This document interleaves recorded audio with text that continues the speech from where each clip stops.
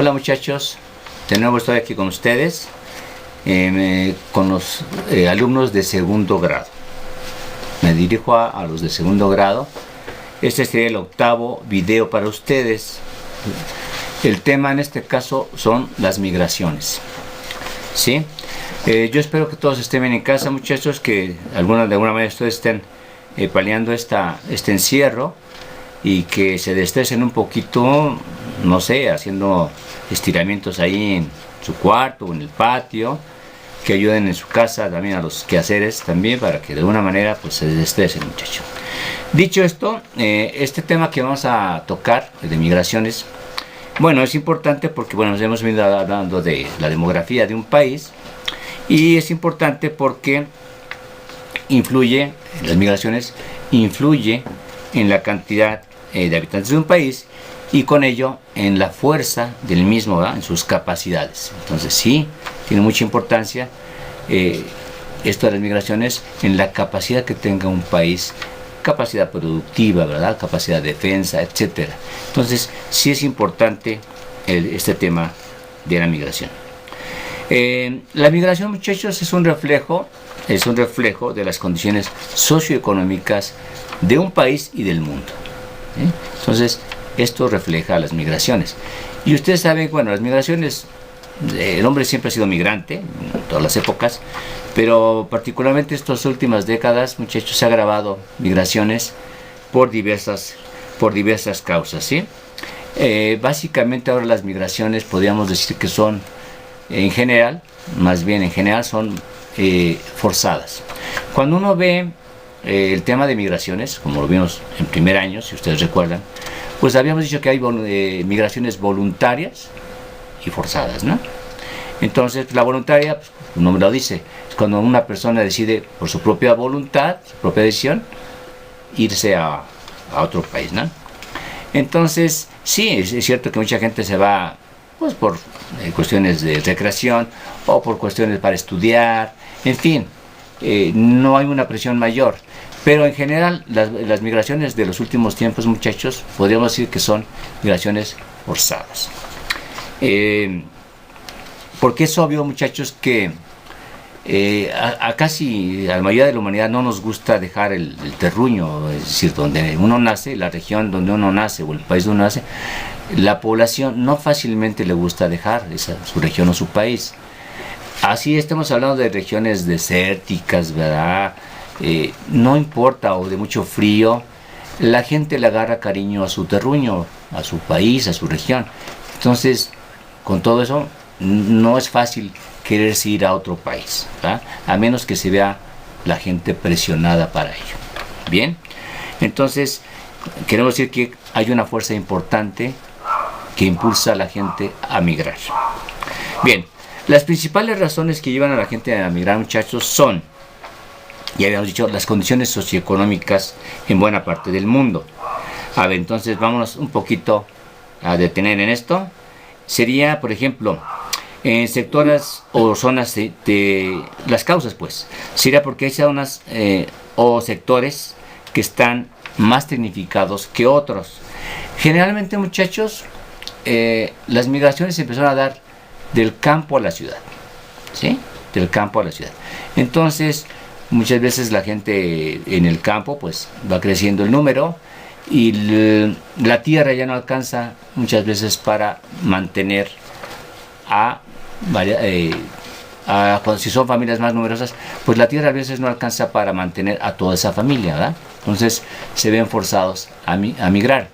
Pero además viene el cambio tecnológico. Hay zonas en donde se mete tecnología para la agricultura y entonces se requieren menos manos para producir, ¿verdad? Para producir alimentos, para producir.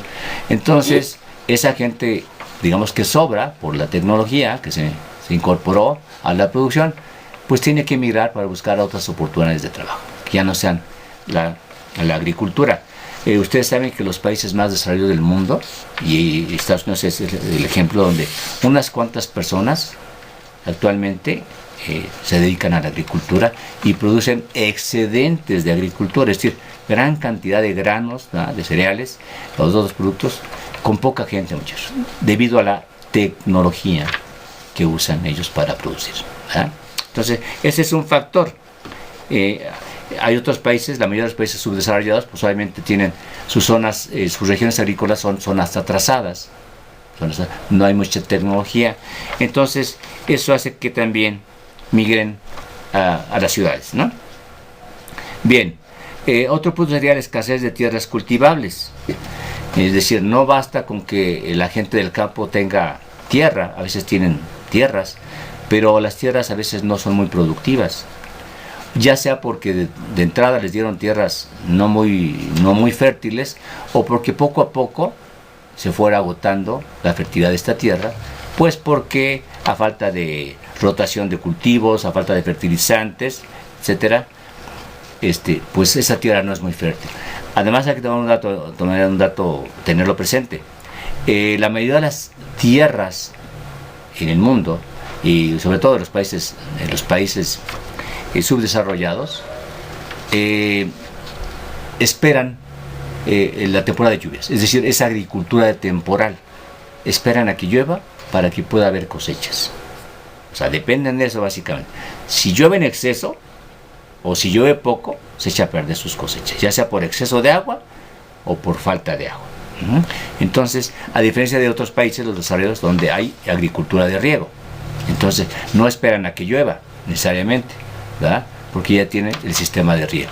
Entonces es otro factor que hace que, pues a falta de tener tierras cultivables, pues entonces la gente emigra porque no puede sacar suficiente producción para sobrevivir, mucho menos para vender, ¿sí? Ok, ahí está.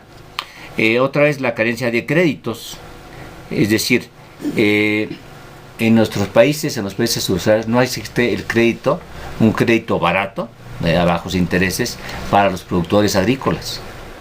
Entonces ni hay crédito, y cuando a veces hay crédito, este crédito es con altos intereses, y a veces quedan endeudados los agricultores porque pues no pueden pagar esas deudas, sobre todo cuando no hay lo que les llaman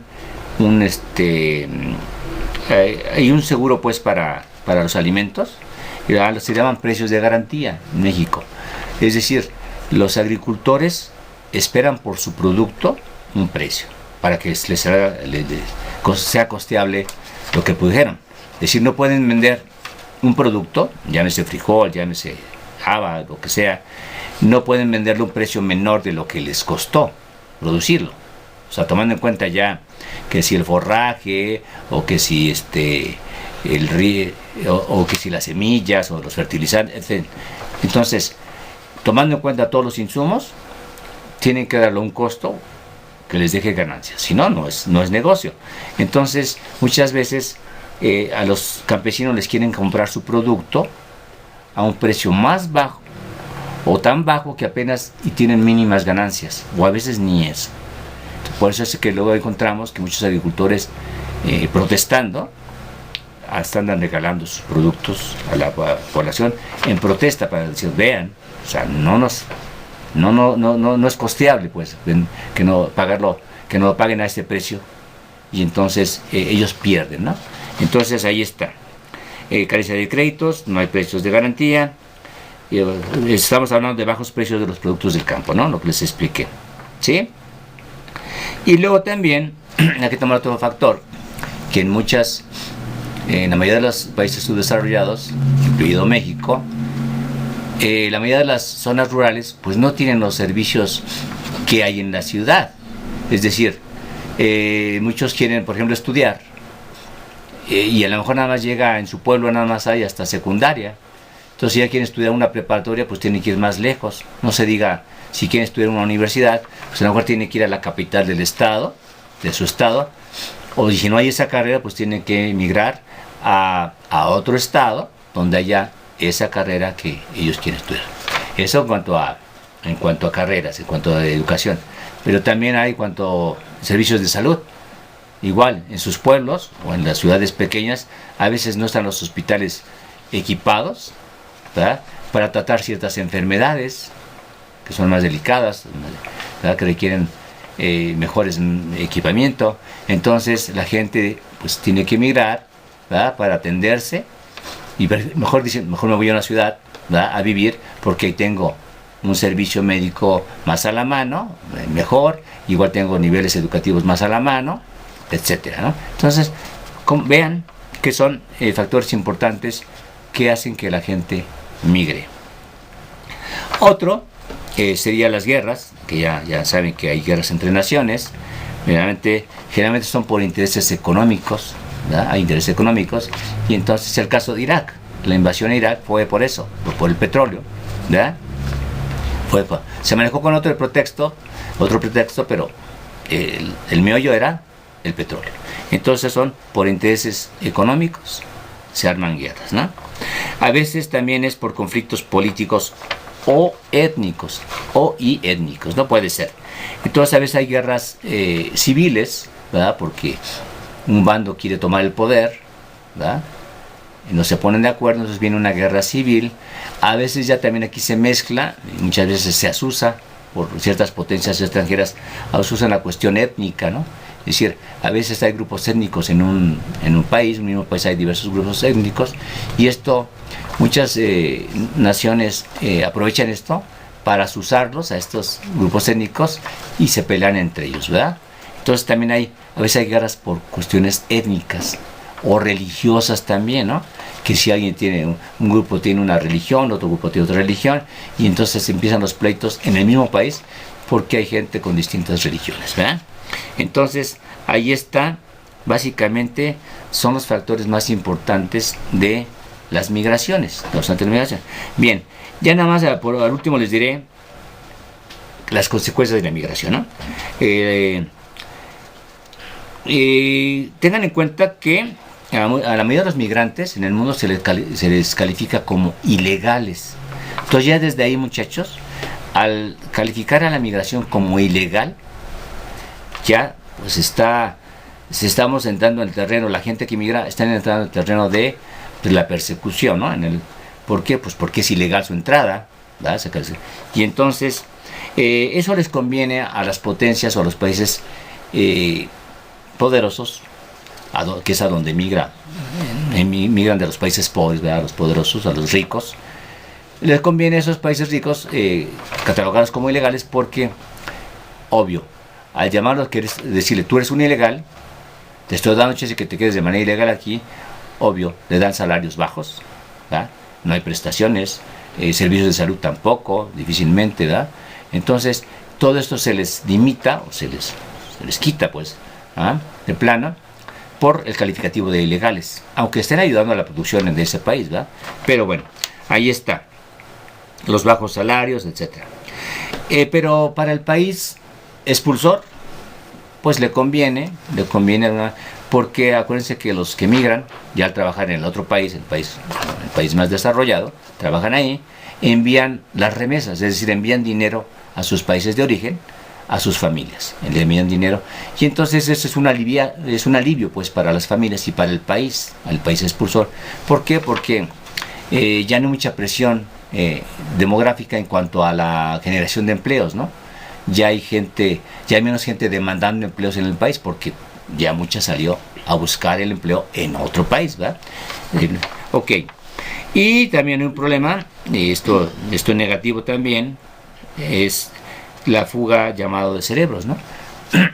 Ya mucha gente migra y con un nivel educativo ya más elevado, muchachos, ¿sí? Ya con títulos universitarios, etcétera. Entonces es una mano de obra ya calificada que muchas veces se queda en el otro país, es decir, se va del país, se pierde esa capacidad de esos estudiantes, de esos profesionistas, y va a ayudar, digamos, a la economía de otro país, ¿verdad? Y el país es el que no gastó en su educación, ¿verdad? Ahí está. Bueno, miren, muchachos, lo que yo quiero es que tengan todos estas condiciones económicas, las tengan en su cuaderno. Bueno, mejor dicho, no nada más condiciones económicas, todas las condiciones, las causas de la migración las tengan en su cuaderno, ¿verdad? Las vayan poniendo, las enumeren, las causas de la migración, y al final pónganme las consecuencias, es decir, qué de bueno y qué de malo tiene la migración. Muchas gracias, muchachos. La próxima.